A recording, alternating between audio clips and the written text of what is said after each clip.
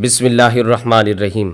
قربانی کے گوشت کے ایک ٹکڑے پر اللہ تعالیٰ کا یہ نام صرف 31 بار پڑھ لو، سارا سال بارش کی طرح رزق برسے گا، نصیب کے بند تالے کھل جائیں گے۔ محترم ناظرین، اللہ رب العزت کی بے شمار نعمتوں میں سے ایک عظیم نعمت یہ ہے کہ اس نے ہمیں اسلام کی دولت سے نوازا اور دین محمدی صلی اللہ علیہ وآلہ وسلم کی پاکیزہ طریقوں پر چلنے کی توفیق عطا فرمائی۔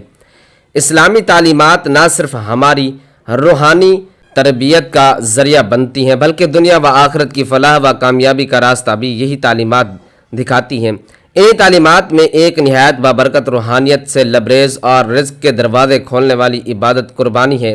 قربانی جسے عربی میں ذبح یا نحر کہا جاتا ہے، دراصل ایک ایسی عبادت ہے جو حضرت ابراہیم علیہ السلام کی عظیم قربانی کی یاد میں ہر سال عید الاضحیٰ کے موقع پر ادا کی جاتی ہے۔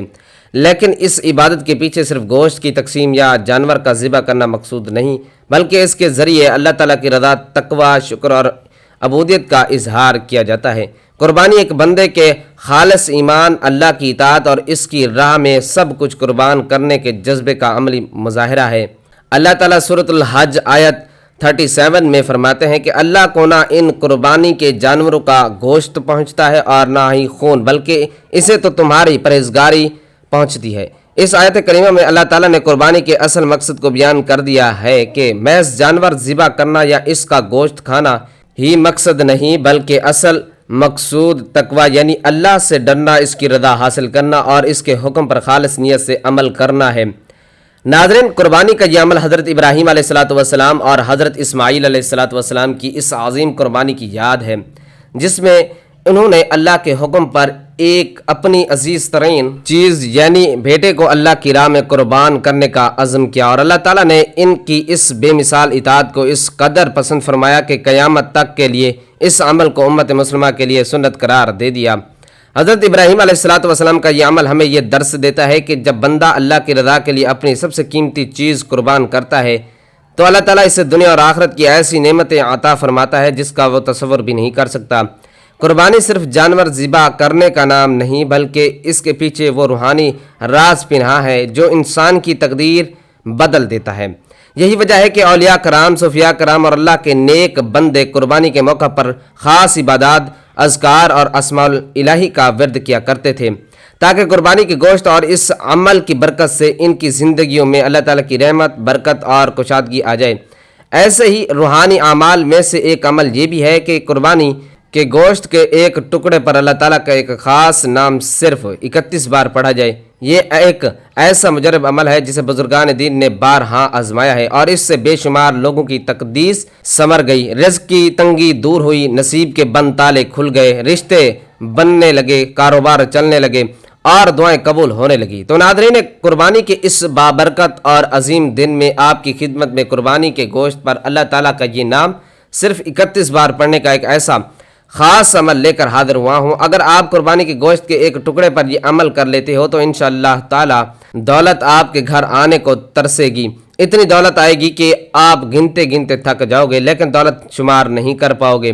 پورا سال آپ کو غیب سے رزق ملتا رہے گا۔ اس عمل کو کرنے سے آپ کے رزق میں اتنی برکت آئے گی کہ آپ خود حیران رہ جائیں گے، اور یہ عمل آپ نے صرف قربانی کے گوشت پر ہی کرنا ہے، اس کے علاوہ اور کسی گوشت کے ٹکڑے پر نہیں کرنا، کیونکہ یہ عمل قربانی کے گوشت کے ساتھ خاص ہے۔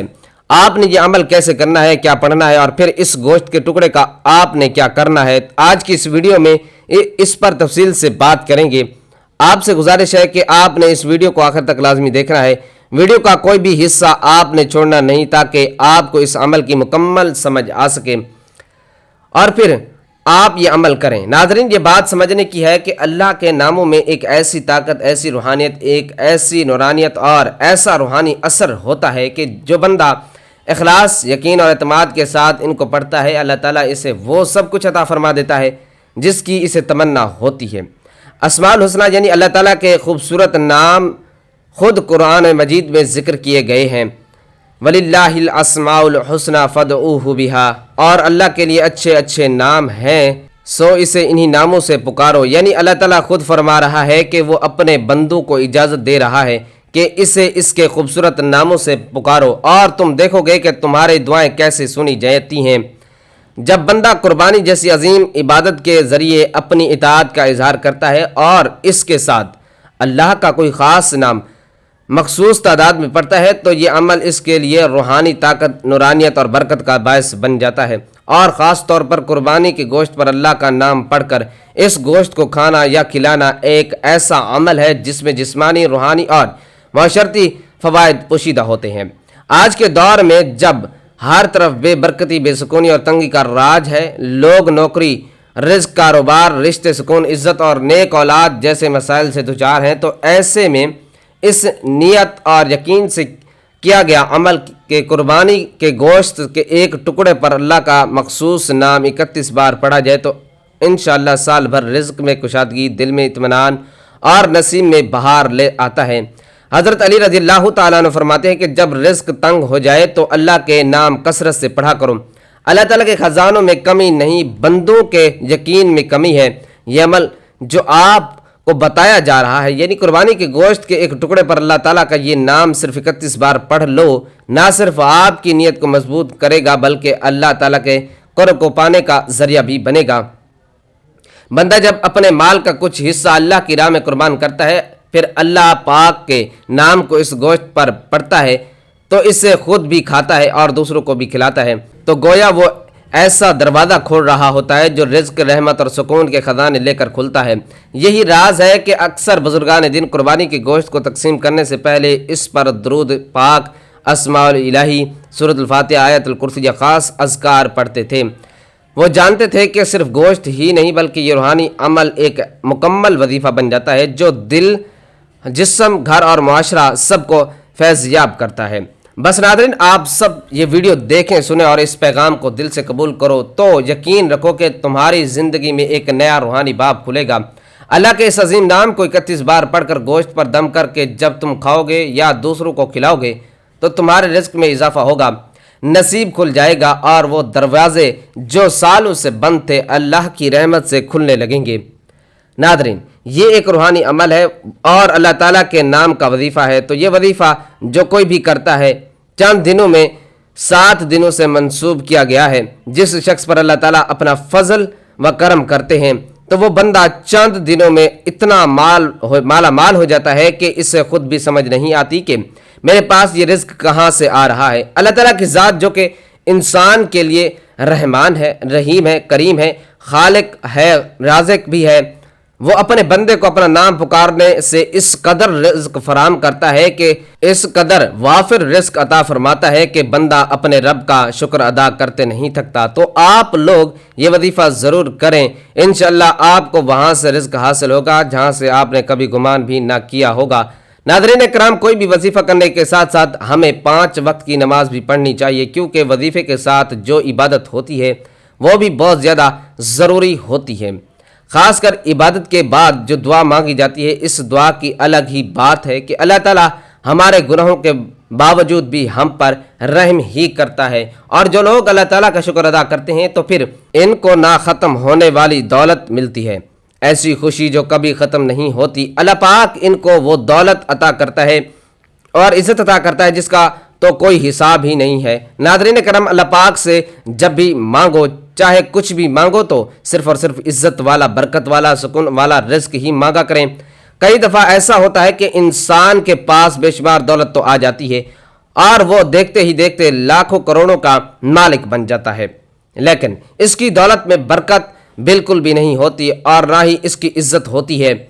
اس لیے دعا ہمیشہ اچھی مانگا کریں۔ حضرت عبداللہ بن عمر رضی اللہ تعالیٰ عنہ فرماتے ہیں کہ حضور اقدس صلی اللہ علیہ وآلہ وسلم نے ارشاد فرمایا، جس شخص کے لیے دعا کا دروازہ کھول دیا گیا تو اس کے لیے رحمت کا دروازہ کھول دیا گیا، اور اللہ پاک سے کیے جانے والے سوالوں میں سے سب سے پسندیدہ سوال عافیت کا ہے۔ جو مصیبت نازل ہو چکی اور جو نازل نہیں ہوئی، ان سب میں دعا سے نفع ہوتا ہے، تو اے اللہ کے بندو، دعا کرنے کو اپنے اوپر لازم کر لو۔ حضرت جابر بن عبداللہ رضی اللہ تعالی عنہ فرماتے ہیں کہ حضرت صلی اللہ علیہ وآلہ وسلم نے ارشاد فرمایا، کیا میں تمہیں وہ چیز نہ بتاؤں جو تمہیں تمہارے دشمن سے نجات دے اور تمہارے رزق کو وسیع کر دے؟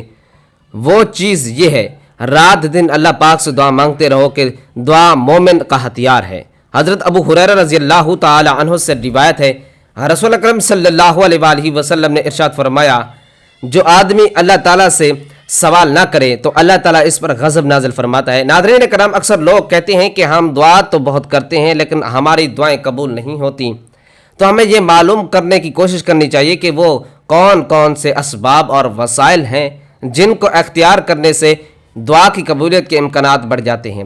کتاب و سنت میں ان اسباب کے بارے میں بتایا گیا ہے، لیکن سب سے بڑا سبب ہے رزق حلال کا اہتمام کرنا۔ کوئی شخص جس قدر حلال اور طیب غذا اپنے جسم میں اتارے گا، اسی قدر زیادہ مستجاب الدعوات ہوگا، جبکہ حرام خور شخص طویل سفر کی صعوبتیں برداشت کرنے کے بعد بیت اللہ شریف کا حج اور عمرہ کرنے کے بعد بھی دونوں ہاتھ بلند کر کے بلند آواز سے رب تعالیٰ کو پکارے تو بھی اس کی غذا اور لباس حرام ذرائع سے حاصل ہونے کے باعث اس کی دعا قبول نہیں کی جاتی۔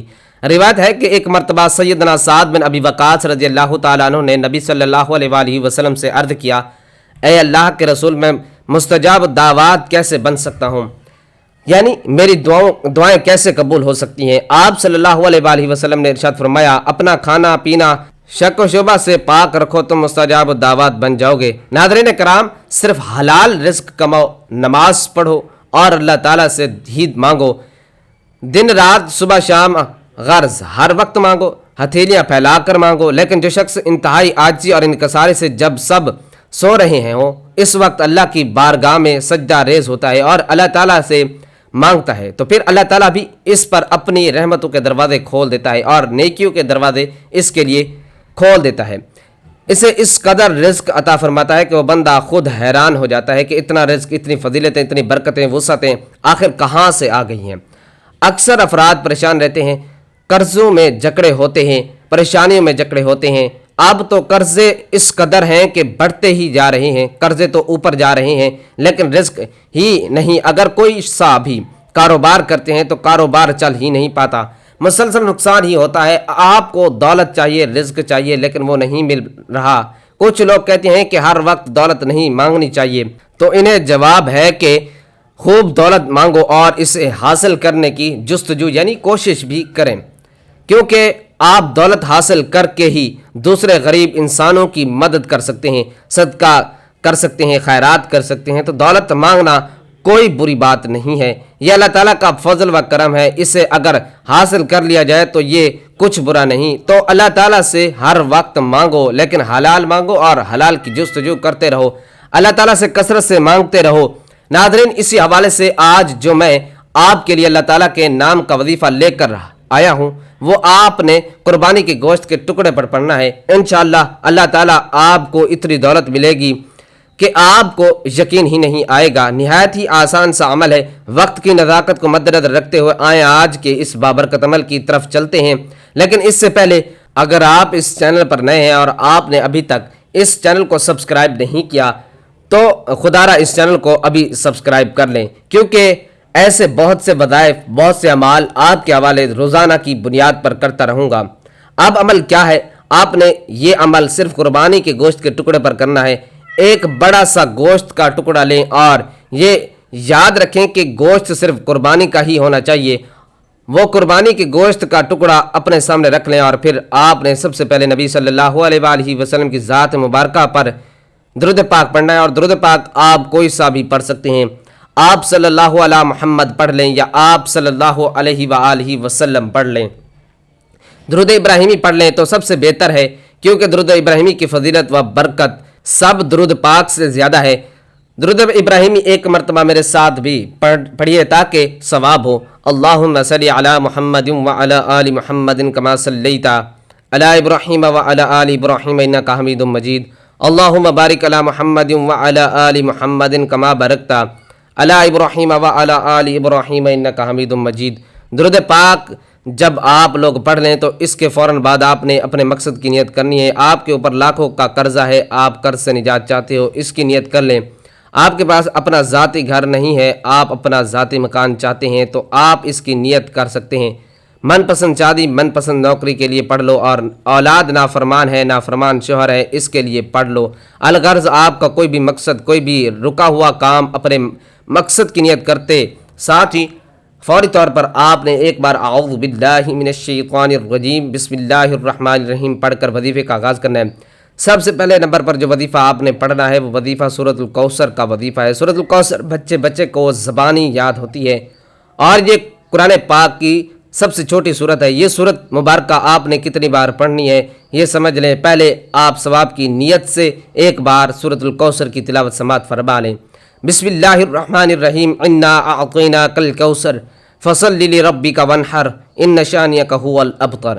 سورۃ الکوثر کو آپ نے پہلے نمبر پر صرف 3 بار پڑھنا ہے۔ جب آپ پہلے نمبر پر سورۃ الکوثر 3 بار پڑھ لیں تو اس کے بعد دوسرا وظیفہ آپ نے کون سا پڑھنا ہے؟ دوسرا وظیفہ اللہ تعالیٰ کے مبارک نام کا وظیفہ ہے۔ وہ مبارک نام یا شہیدو ہے۔ یا یہ مبارک نام آپ نے کیسے پڑھنا ہے اور کتنی بار پڑھنا ہے توجہ کیجیے گا۔ یا شہیدو 1 بار ہو گیا، یا شہیدو 2 بار ہو گیا، یا شہیدو 3 بار ہو گیا۔ اس طرح سے آپ یا شہیدو کو اپنے دائیں ہاتھ کی انگلیوں پر پڑھ لیں یا تسبیح کے دانوں پر پڑھ لیں۔ آپ نے صرف 31 بار پڑھنا ہے۔ آپ نے اچھی طرح گن کر پڑھنا ہے، تعداد کمی بیشی نہیں کرنی۔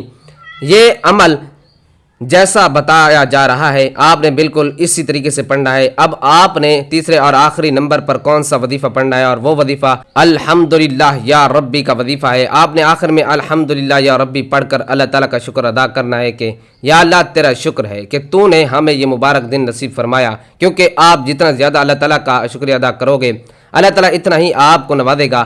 الحمدللہ یا ربی کا وظیفہ آپ نے کیسے پڑھنا ہے اور کتنی بار پڑھنا ہے یہ سمجھ لیں۔